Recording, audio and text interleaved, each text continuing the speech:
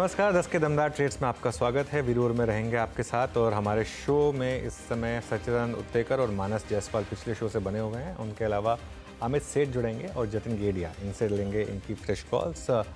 Big market voices में ask hedge solutions के CEO वैभव सांघवी से होगी बातचीत और साथ ही लक्ष्मण रॉय को जोड़ेंगे और जानेंगे कि आज से शुरू हो रहे 18वीं लोकसभा के पहले सत्र में क्या क्या खास होगा। और ध्यान रखिएगा, प्रधानमंत्री मोदी जी भी किसी समय आकर मीडिया को संबोधित कर सकते हैं इस सेशन को लेकर, तो उन सब पर भी नज़र रहेगी हमारी। लेकिन पहले एक बार रुक करते हैं जरा मार्केट का, और मार्केट में लोअर लेवल से अच्छी खासी रिकवरी, खास तौर से निफ्टी में, कर्टसी निफ्टी आईटी।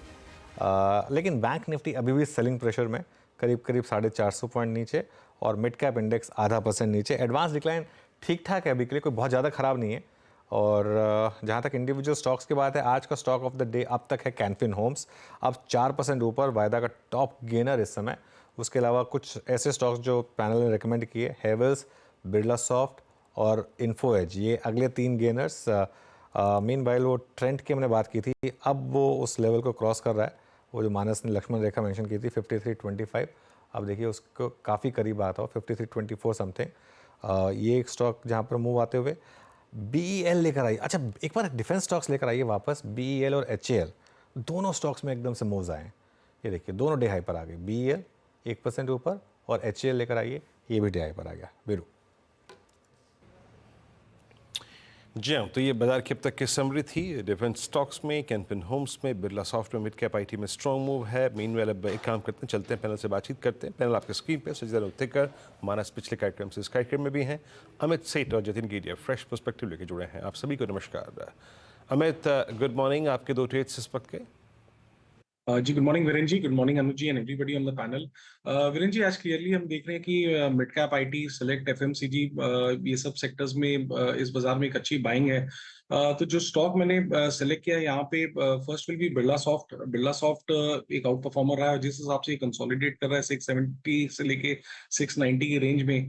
आज के सत्र में हमने फिर देखा कि इसने अपने crucial moving averages, near term moving averages पे सपोर्ट लेके एक यहाँ पे डिमांड दिखाई है। 694 का प्राइस है, स्टॉप लॉस रहेगा 684 का और टारगेट्स रहेंगे 710 के बिरला सॉफ्ट पे। सेकंड स्टॉक जो मुझे पसंद आ रहा है, that is Godrej consumer product from FMCG.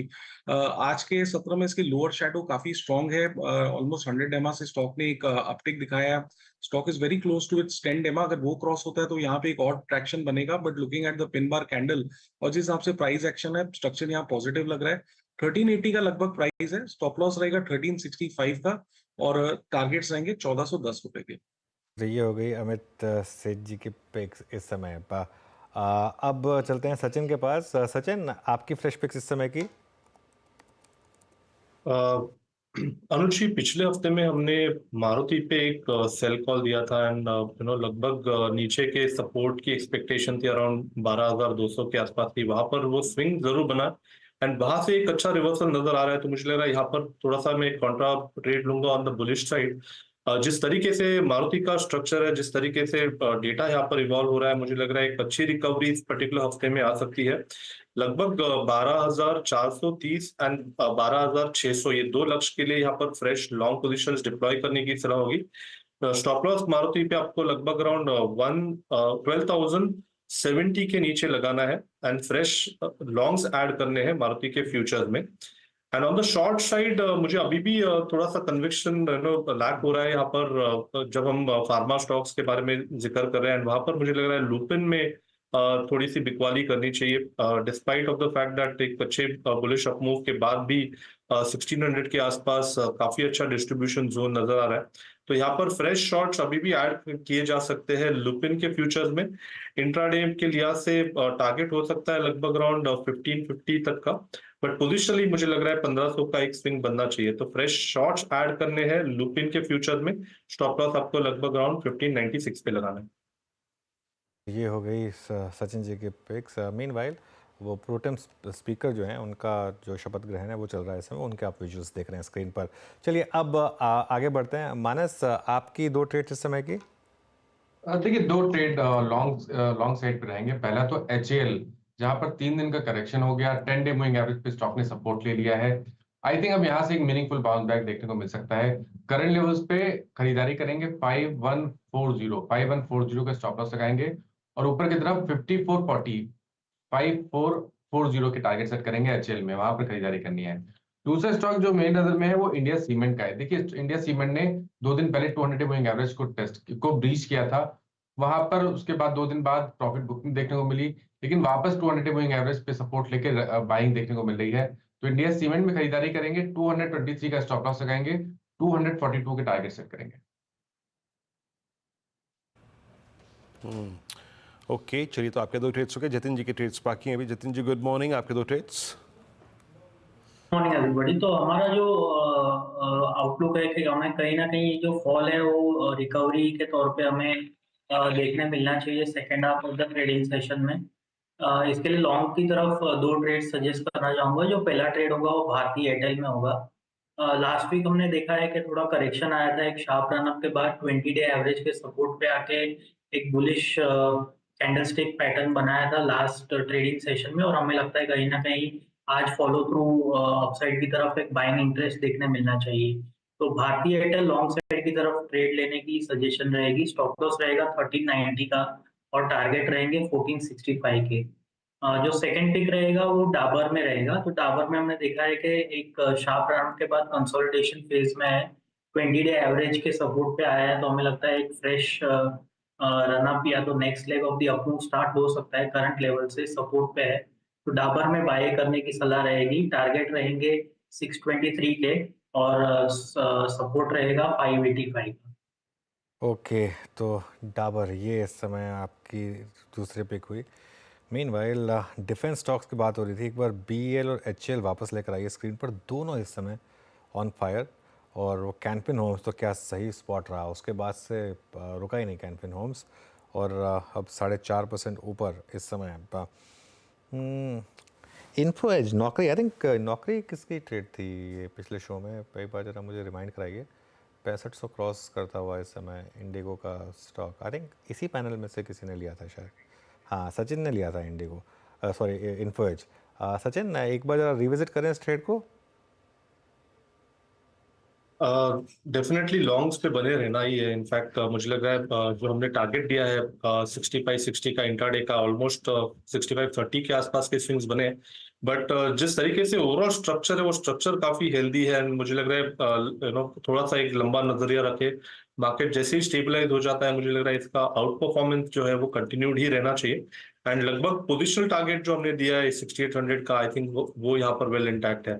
सो जिस तरीके से स्ट्रक्चर है मुझे लग रहा है मोमेंटम को भी चेज किया जा सकता है 65-60 के टारगेट के लिए इंट्राडे के लिहाज से। एंड अगर डिक्लाइंस मिलते हैं तो अभी भी खरीदारी करने की सलाह होगी। स्टॉप लॉस आपको थोड़ा सा ट्रेल कर लेना चाहिए अराउंड 6420 के आसपास, एंड अपने पोजीशन को मेंटेन रखें। ओके, चलिए तो ये इस समय इन्फो एज पर एक व्यू हो गया। अब एक काम करते हैं, थोड़ा लॉन्ग टर्म की बात करते हैं। एएसके हेड सॉल्यूशंस के सीईओ वैभव सांघवी बिग मार्केट वॉइसेस में हमारे साथ जुड़े हैं। वैभव के पास फंड मैनेजमेंट में 2 दशक से ज़्यादा का अनुभव है और रिस्क एडजस्टेड रिटर्न्स में काफ़ी अच्छी पकड़ रखते हैं। आइए समझते हैं उनसे कि वो इस समय क्या रणनीति अपना रहे हैं। वैभव जी गुड मॉर्निंग। एक अच्छा मूव रहा है ये मार्केट के लिए। एक एग्जिट पोल के बाद एक फाइनल आउटकम वाले दिन थोड़ी नर्वसनेस आई, एक शायद उसने कुछ डिफरेंशियल क्रिएट किया, उसके बाद मार्केट में वापस वन वे रैली हुई, हम ऑल टाइम हाई पर आए। यहाँ से अब आगे के लिए क्या व्यू रखें, स्पेशली जो नए इन्वेस्टर्स हैं वो क्या व्यू रखें इस समय? अनुज, आई थिंक हमने काफी अच्छी काफी वॉलेटिलिटी देखी है लास्ट मंथ में। गोइंग फॉरवर्ड जो मुख्य पहलू रहेंगे या मुख्य मार्कर्स रहेंगे, फर्स्ट ऑफ ऑल बजट एक बहुत ही बड़ा इंपॉर्टेंट इवेंट है। ये सेट करेगा कि डायरेक्शन की अगले 5 साल इन terms of the economic policies कैसी रहेगी। हालांकि हमें लगता नहीं है कि इतना कोई फेरबदल रहेगा, और हमें लगता है कि कंटिन्यूड सप्लाई साइड फोकस बना रहेगा। एट द सेम टाइम थोड़ा कंजम्पशन में पॉसिबिलिटी है कि उसमें कुछ एनकरेजमेंट करने के लिए we may see some smaller steps. अगर बजट फिस्कल डिसिप्लिन को अडियर करता है और लॉन्गर टर्म फिस्कल कंसोलिडेशन के मैप पे चलता है, तो हमें लगता है कि ये रैली कंटिन्यूड रहेगी from a medium to long term perspective.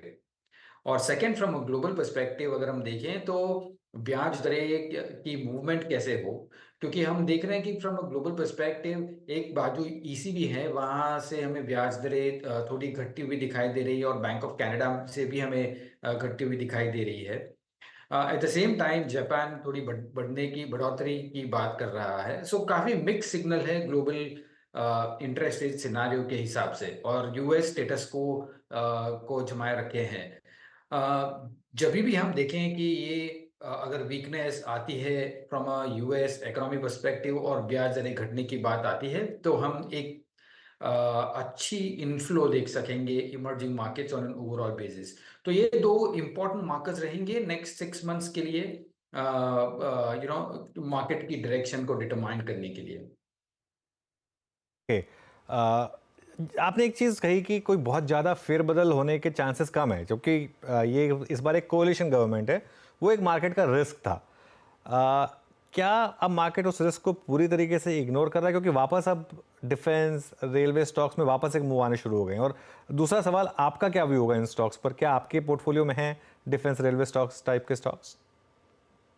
C I think जब हम पीएसयूज की बात करें तो हम काफी टाइम से मेंटेन कर रहे हैं कि हम डिफरेंशिएट करेंगे दो तरीके से। वन, कि जो स्ट्रक्चरल रिफॉर्म्स ओरिएंटेड पीएसयूज है, या दूसरी तरफ जो cyclicality driven kind of PSU में जो रैली हुई है। हम फोकस करेंगे स्ट्रक्चरल रिफॉर्म्स के के साइड। और जब स्ट्रक्चरल रिफॉर्म्स की बात करते हैं तो डिफेंस एक डेफिनेटली एक ऐसी थीम है जहाँ पे मेक इन इंडिया को बहुत ही अच्छा महत्व दिया जा रहा है। उसमें काफ़ी रिफॉर्म्स हो रहे हैं और उनको एनकरेजमेंट प्रोत्साहन दिया जा रहा है। सो हमें लगता है कि वो थीम पे बढ़ते घटते आई थिंक रहना चाहिए on a medium to longer term perspective. But जो सिक्लिकलिटी ड्रिवन है हम उसको अवॉइड करेंगे। लेकिन वैभव जी, अगर मैं जून के शुरुआत से लेके जून के ऑलमोस्ट अब अंतिम छोर तक आते आते अगर कोई बिगेस्ट डिसअपॉइंटमेंट, कोई निराशा अगर बाजार के हाथ लगी है, तो वो है मॉनसून के अब तक के नंबर्स, जो कि काफ़ी कम है, सब्सटेंशियल डिफरेंस है। ऐसे में आपका निफ्टी एफएमसीजी पे व्यू क्या है इस वक्त, और स्पेशली बैंक्स पर भी इस मद्देनज़र? आई थिंक वीरेंद्र, अपन जब फोकास्ट हुई थी मॉनसून तो एक एक्सपेक्टेशन था कि the first half of the monsoon थोड़ी वीक रहेगी, but from a gradual perspective वहां से पिकअप होना चालू होगा। तो अगर एफएमसीजी इंडेक्स या जो भी इंडेक्स इसके मध्य चलते अगर समझो करेक्ट हो रहे हैं, तो एक अच्छी अपॉर्चुनिटी मिल सकती है उनको लोअर लेवल्स पे एक्यूमुलेट करने के लिए। बट ओनली कैविएट इज के जो नतीजे आएंगे, नतीजों के बाद ये स्पेस में देखना चाहिए। तब तक के लिए जस्ट वेट एंड वॉच, अच्छे लेवल्स भी आ सकते हैं। और उसके बाद जो जब सेकेंड हाफ में मॉनसून की रिकवरी हो सकती है, तब हम देख सकते हैं इसमें काफी अच्छी तरह से मोमेंटम पकड़ सकते हैं। अच्छा, आपकी वीकेंड पे जो स्टडी थी वैभव जी, स्पेशली एसेंशियल के नंबर्स के बाद उनकी जो कमेंट्री रही, आईटी स्टॉक्स में मूव तो आया, लेकिन वो एक टिपिकल इंट्राडे मूव था, वो प्रॉफिट टेकिंग में कन्वर्ट हो गया। अब अगले महीने ऑलमोस्ट सेकेंड वीक से आपका अर्निंग सीजन शुरू हो जाएगा, किक स्टार्ट हो जाएगा। निफ्टी आईटी अभी भी बहुत, अगर आप देखें, लोअर ट्रैजेक्टरी से प्लेस्ड है। आप लोगों ने आईटी में कोई सिलेक्टिव बाइंग करी है क्या, और व्यू क्या है इस वक्त आईटी पे, स्पेशली एसेंशियल के नंबर्स के बाद? हमें ये एक सेक्टर टर्न अराउंड सेक्टर लगता है जहाँ पे हमें एक कंफर्ट है वैल्यूएशंस का। सेकेंड, हमें लगता है कि बिजनेस मोमेंटम और बिजनेस में बॉटमिंग आउट दिख रही है। अगर हम कमेंट्री भी देखते हैं, काफ़ी मैनेजमेंट की मीटिंग्स में भी देखते हैं, तो एक क्लियर इंडिकेशन है कि एटलीस्ट बिजनेस बॉटम आउट हो चुके हैं, और यहाँ से कितनी देर पे रिकवरी होगी वो देखना पड़ेगा। But from a macro stand point, जिस हिसाब से आर्टिफिशियल इंटेलिजेंस की जो हमको भय था कि ये काफ़ी डिसरप्ट कर लेगी इंडस्ट्री को, इनफैक्ट ये काफ़ी रेवेन्यू को प्रोत्साहन दे रही है। हम नए ऑर्डर्स देख रहे हैं कि वहाँ से आ रहे हैं।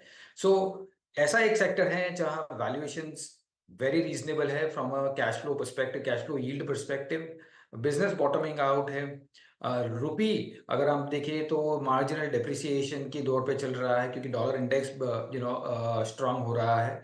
So from an overall macro perspective हमें लगता है कि ये एक सेक्टर है from a medium term perspective यहाँ से अच्छा रिटर्न दे सकता है. और वैभव, एक स्पेस जो काफ़ी एक्टिव हो गई है वो है टेलीकॉम। हालांकि यहाँ बहुत ज़्यादा लिस्टेड स्टॉक्स नहीं है, लेकिन शायद इन फ्यूचर जियो की भी लिस्टिंग हो जाए। लेकिन क्या ये स्पेस यहाँ से पैसा बना के देगी इन लेवल से आपके हिसाब से?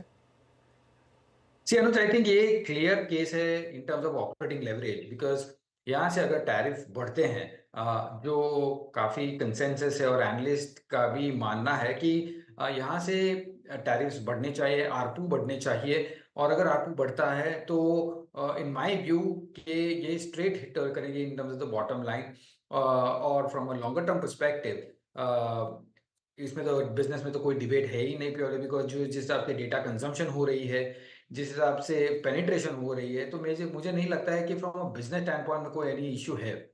सो अगर वो टैरिफ्स बढ़ते हैं या आरपू में कन्वर्ट होते हैं अच्छी तरह से, तो इनकी प्रॉफिटेबिलिटी बहुत ही अच्छी बन सकती है और मीडियम टू लॉन्ग टर्म के लिए ये एक्साइटमेंट कंटिन्यूड रहेगा फ्रॉम अ सेक्टरल पर्सपेक्टिव. एक और स्पेस जो मैं आपसे आपका व्यू जानना चाह रहा था वो है फार्मा। ऑफ लेट काफ़ी शानदार मूव्स आए हैं फार्मा स्टॉक्स में। इसका क्या कारण है और क्या आपके हिसाब से ये कंटिन्यू करेगा? आपके पोर्टफोलियो में है क्या फार्मा स्टॉक्स? ओवरवेट हैं आप या अंडरवेट हैं यहाँ पर? फार्मा हमारे लिए हमेशा बॉटम अप ड्रिवन सेक्टर रहा है, क्योंकि हर एक सेक्टर की, हर एक स्टॉक की यूएस एफडीए साइकिल अलग है, हर एक स्टॉक की अप्रूवल साइकिल अलग है. सो जिस हिसाब से अपॉर्चुनिटी कहाँ यूएस में फोकस है, डोमेस्टिक में फोकस है, बट एक या दो ट्रेंड में शायद बताना चाहूंगा कि वन की यूएस जेनरिक प्राइसिंग अगर हम देखते हैं कि वहाँ थोड़ी प्रेशर बढ़ रही है from a pricing perspective. Secondly हमें लगता है कि डोमेस्टिक इंडस्ट्री, जो डोमेस्टिक फार्मिंग डोमेस्टिक की बात करें, तो यहाँ प्राइसेस हालांकि स्टडी है, या वॉल्यूम ग्रोथ एक है जो जहां आपको कंसंट्रेट करना है. अगर वहां जिधर भी बढ़ोतरी होती है, जहां ब्रांडेड डोमेस्टिक सेल्स बढ़ रही है, हमें लगता है वो कंपनियां हैं जहां हमें ध्यान देना चाहिए.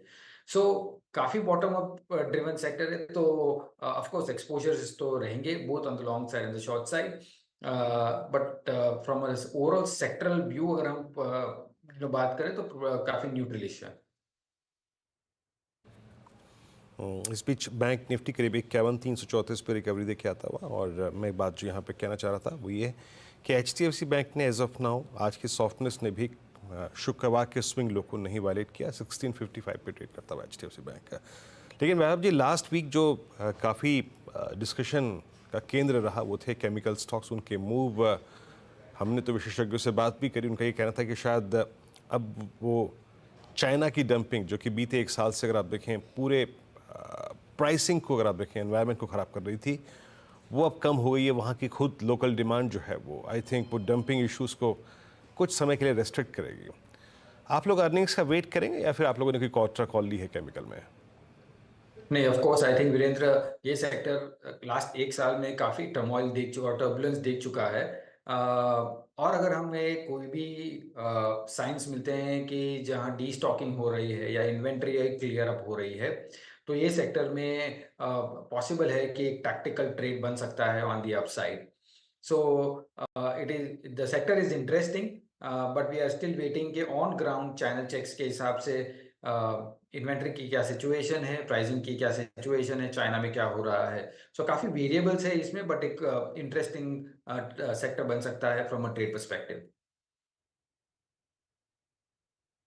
इंटरेस्टिंग लग रहा है आपको? आई थिंक ये स्पेस मूव अच्छे हैं, और जब अगली बार आपसे डिस्कशन होगा तो फिर आई थिंक और खुल के बात करेंगे. But commentary as of now आपकी केमिकल से पॉजिटिव है. अच्छा, बहुत नज़दीक अब हम बजट के हैं वैभव जी, लेकिन इस बजट से पहले भी अगर आप कैपिटल गुड्स को देखें तो एक सब्सटेंशियल मूव आ चुका है, बड़ा रनअप आ चुका है. लिविंग आई थिंक एल.एन.टी की बात, एल.एन.टी में मेरे ख्याल से जब लास्ट रिपोर्टेड अर्निंग्स थी उसके बाद से ही सॉफ्टनेस थी. आपको बाइंग के स्कोप या फिर कहते हैं वो जिसे कहते हैं ये प्राइस अट्रैक्ट कर रहे हैं पोस्ट बजट के किसी अच्छे मूव के एक्सपेक्टेशन में? सी आई थिंक बाजार अब विडंबना कहे या कंफ्यूजन या डायलेमा जो भी कहे, ये देखने में है कि बजट का रुख किस बाजू बैठता है, इन द सेंस कि जो केपेक्स में जो फोकस था, जो जिस हिसाब से परसेंटेज ऑफ जीडीपी का स्पेंडिंग था इन terms of the capex infrastructure and so fourth, वो कंटिन्यूड रहता है कि नहीं। हमारे आकलन के हिसाब से आई थिंक वो कंटिन्यूड रहेगा, और ये सेक्टर में भी हमें लगता है कि from a medium to longer term perspective interest बना रहेगा। अगर वीकनेस कोई होती है तो आई थिंक वीकनेस एक अपॉर्चुनिटी की तरह देखना चाहिए overall industrial cap goods infrastructure space में। सो वी आर पॉजिटिव, और बजट के हिसाब से भी हमें नहीं लगता है कि कोई बड़ा सरप्राइज आएगा फ्रॉम द नेगेटिव पर्सपेक्टिव। अच्छा, एक आखिरी सवाल, एक स्पेस जिसने बहुत पैसा बना के दिया है वो है ऑटो और ऑटो एंसिलरी। आप कोई भी स्टॉक उठा के देख लीजिए, कोई भी, 2 व्हीलर हो, 4 व्हीलर हो, उसमें भी कोई डिफरेंशियल नहीं है। एंसिलरी स्टॉक उठा के देख लीजिए, सब ने बहुत पैसा बना के दिया है। क्या अब यहाँ पर वैल्यूएशन थोड़ा डिमांडिंग हो गए हैं, और क्या इन लेवल्स पर आप कोई ऑटो स्टॉक्स खरीदेंगे? ऑफ कोर्स ध्यान रखना चाहिए, auto at the end of it is a cyclical sector. हर एक सेगमेंट अपनी साइकिल में चलता है, और हमें लगता है कि अगर हम ट्रैक्टर्स की बात करें या सीवीज की बात करें तो probably towards top of the cycle चल रहे हैं। एट द सेम टाइम पीवीज में भी हम थोड़ी सॉफ्टनेस ऑफ डिमांड देख रहे हैं, बिकॉज जिस हिसाब से हर एक मॉडल में डिस्काउंट्स इंक्रीज हुए हैं लास्ट क्वार्टर में, हमें लगता है कि यहाँ पे थोड़ा प्रेशर है। Lastly from an input price perspective as well, हमें लगता है कि जिस हिसाब से मेटल प्राइसेस ऊपर आए हैं ओवर द लास्ट क्वार्टर, उससे थोड़ी इफेक्ट पड़ेगी from a margin perspective. From a consensus basis अगर हम देखें तो काफ़ी एलिवेटेड मार्जिन लेवल्स की फोकास्ट की हुई है। सो पॉसिबिलिटी है कि यहाँ पे डिसअपॉइंटमेंट आ सकता है। The only caveat here is के रूरल जब स्ट्रांग हो रहा हो तब एक स्पेस जहाँ इंटरेस्टिंग बन सकता है वो है 2 व्हीलर्स। सो पॉसिबली है कि वहाँ थोड़ी मोमेंटम कंटिन्यू रहेगी, बट अदर सेक्टर्स में I think would be best avoid. और lastly from an auto ancs perspective जो आपने कहा, आई थिंक ये काफ़ी मिक्सचर है in terms of from a local and global opportunity both. So auto ancs पे हम काफ़ी पॉजिटिव है as compared to autos by themselves. Okay, चलिए, बहुत बहुत शुक्रिया आज हमारे साथ जुड़ने के लिए वैभव जी, और ये सारे के सारे इश्यूज़ पर बात करने के लिए। चलिए अब आगे बढ़ते हैं। एक और इम्पॉर्टेंट इशू, आज से 18वीं लोकसभा के पहले सत्र की शुरुआत होगी। नए सांसदों के शपथ ग्रहण के साथ इस सत्र में लोकसभा स्पीकर का भी चुनाव होगा, और क्या क्या खास होगा ये बताने के लिए लक्ष्मण रॉय के पास वापस चलते हैं। लक्ष्मण जी, गुड मॉर्निंग, बताइए क्या क्या खास होगा? जी गुड मॉर्निंग। दरअसल संसद सत्र की शुरुआत हो चुकी है यहाँ पे, और प्रोटेम स्पीकर जो कि एक तरह से अस्थायी सदस्य होते हैं, अस्थायी अध्यक्ष होते हैं लोकसभा के, उनका चयन हो चुका है। भर्तृहरि हरि महताब उसके चुने गए हैं, और उसके बाद अब सभी सांसदों का शपथ ग्रहण कराया जाएगा। इसमें प्रधानमंत्री सबसे पहले शपथ ग्रहण कर रहे हैं, फिर बाकी मंत्री करेंगे, और आज जो है इसमें 280 सांसदों का शपथ ग्रहण होगा, और फिर कल जो है 264 जो नए सांसद उनका शपथ ग्रहण होगा। उसके बाद 26 जून को लोकसभा स्पीकर का चुनाव होगा। ये इसलिए महत्वपूर्ण है क्योंकि लोकसभा स्पीकर को लेकर टीडीपी जो सहयोगी दल है उनका शायद कहना है कि हमारा सदस्य हो तो ज़्यादा बेहतर होगा, तो उसमें आम सहमति बनाना एक घटक दलों की सबसे पहली अग्नि परीक्षा मानी जा रही है। और फिर 27 जून को राष्ट्रपति द्रौपदी मुर्मू दोनों सदनों को संबोधित करेंगी, और ये एक ऐसा दिन होगा जिसके बाद देखा जाएगा कि आखिर विपक्ष जो संख्या बल में थोड़ी सी मजबूत हो गई है, सत्ता पक्ष जो संख्या बल में थोड़ी सी कमजोर हो गई है, वो असर दिखता है कि नहीं दिखता है। विपक्ष अभी से ही नीट वाले मामले पे, रेल एक्सीडेंट वाले मामले पे सरकार को घेरने की पूरी रणनीति बना चुका है। तो ये पहला सत्र कामकाज तो कुछ नहीं होना है, लेकिन आगे कामकाज की रूपरेखा की दशा और दिशा जरूर तय करेगा। ओके, तो बिल्कुल आगे के कामकाज की दिशा जरूर तय करेगा। लक्ष्मण जी, बहुत बहुत शुक्रिया जुड़ने के लिए हमारे साथ, और ये तो take us through this. Meanwhile market में अब ठीक ठाक रिकवरी है वैसे लोअर लेवल से, खासतौर से आईटी की वजह से। बैंक निफ्टी अभी भी उतना रिकवर नहीं कर रहा है, अभी भी थोड़ा सल कर रहा है, लेकिन ओवरऑल मामला ठीक ठाक ही है। तो वीरोर में अब यहीं पर आपसे इजाज़त लेंगे, और नीरज जी आ गए ट्रेडर्स हॉटलाइन लेकर। Neeraj ji, good morning. Good morning अनुज। और सुबह तो ऐसा लग रहा था कि काफ़ी एक झटके में गिरा, क्या पूरा रिकवर हो गया? तो कोई चिंता की बात नहीं वैसे। नहीं देखिए क्या है ना, ये सिस्टमिक इशू नहीं था, मैंने इसलिए भी दोबारा बोला था कि प्लीज़ इसकी वजह से अपने शेयर्स बेचिएगा मत, जस्ट बिकॉज कुछ एक मामला चल रहा है उसकी वजह से। करेक्ट। अभी देख लेते हैं सेकंड हाफ कैसा रहता है। अभी फर्स्ट हाफ में वो जो सपोर्ट था एग्जैक्टली उस सपोर्ट से मार्केट ने बाउंस दिया, निफ्टी और निफ्टी बैंक दोनों ने। निफ्टी ज़्यादा स्ट्रॉन्ग लग रहा है कंपेयर टू बैंक निफ्टी, और मिड कैप में भी अच्छी खासी रिकवरी आ गई। तो ठीक है, मतलब मार्केट कोई बहुत ज़्यादा, इसको ऐसा लग रहा है कि मार्केट उससे बहुत ज़्यादा डर रहा है, ये क्लियर है चीज़। चलिए, कोई डर नहीं है और मार्केट में एडवांस डिक्लाइन भी फेवरेबल है, अभी तक के हिसाब से सब कुछ ठीक ठाक चल रहा है। चलिए शुरुआत करेंगे हेडलाइंस